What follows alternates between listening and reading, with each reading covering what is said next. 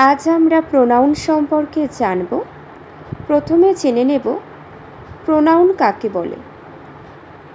নাউনের পরিবর্তে যে ওয়ার্ড বা শব্দ ব্যবহার করা হয় তাকেই বলা হয় প্রোনাউন। নাউনের পরিবর্তে যে ওয়ার্ড বা শব্দ ব্যবহার করা হয় তাকেই বলা হয় প্রোনাউন। এবার যে সেন্টেন্সগুলো বলছি সেগুলো তোমরা ভালো করে লক্ষ্য করো, তাহলে বুঝতে পারবে আরও বিস্তারিতভাবে। Ratan is a boy, Ratan হয় একটি বালক। পরবর্তী, Ratan goes to school everyday, মানে রতন প্রতিদিন বিদ্যালয়ে যায়। রতনস ফাদার লাভস রতন, রতনের বাবা রতনকে ভালোবাসেন। এই সেন্টেন্সগুলিতে তোমরা দেখলে রতন সম্পর্কে কিছু বলা হয়েছে, কিন্তু প্রত্যেক সেন্টেন্সে রতন এই ওয়ার্ডটি বারবার ব্যবহার করার জন্য সেন্টেন্সগুলি শুনতে খুব একটা ভালো লাগছে না, একঘেয়ে লাগছে। ঠিক বললাম তো? কিন্তু যদি এইভাবে বলা যায় বা এরূপ বলা যায়, Ratan is a boy, Ratan হয় একটি বালক। হি গোজ টু স্কুল এভরিডে, সে প্রতিদিন বিদ্যালয়ে যায়। হিজ ফাদার লাভস হিম, তার বাবা তাকে ভালোবাসেন।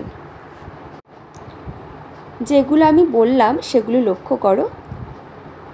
সেন্টেন্সটিতে রতন এই ওয়ার্ডটির পরিবর্তে হি এবং তৃতীয় সেন্টেন্সটিতে রতনস এবং রতনের পরিবর্তে হিস এবং হিম এই ওয়ার্ডগুলি ব্যবহার করা হয়েছে, তাই না? সেই জন্য কিন্তু শুনতে বেশ ভালো লাগছে সবাই, একঘেয়ে একদমই লাগছে না। তাহলে প্রোনাউন বলতে কি বুঝলে তোমরা? নাউনের পরিবর্তে যে ওয়ার্ড ব্যবহার করা হয় সেগুলোই প্রোনাউন। কয়েকটা উদাহরণ দেওয়া হচ্ছে যেগুলো শুনলে কিন্তু আরও স্পষ্ট হয়ে যাবে। এক্সাম্পল তোমরা ভালো করে শুনতে থাকো। আই অ্যাম আ স্টুডেন্ট, এখানে আই ওয়ার্ডটা কিন্তু প্রোনাউন, তাই না? তারপরে দেখো we should love our country, এখানে উইটাও কি প্রোনাউন, এগুলো প্রোনাউন্স। দেখো নামের পরিবর্তে বসেছে, তাই না? ইউ আর প্লেয়িং ফুটবল, এখানে তুমি বা তোমরা ইউ। পরবর্তী, হি ইজ আ বয়, এখানেও হিটা কি প্রোনাউন্স, তাই না?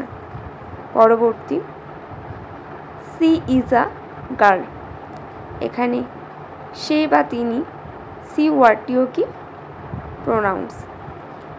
পরবর্তী, they are working in the field, এখানে দে মানে তাহারা, তাদেরকে বোঝানো হয়েছে, এটাও কি প্রোনাউন। নেক্সটটা দেখো, it is a grammar book,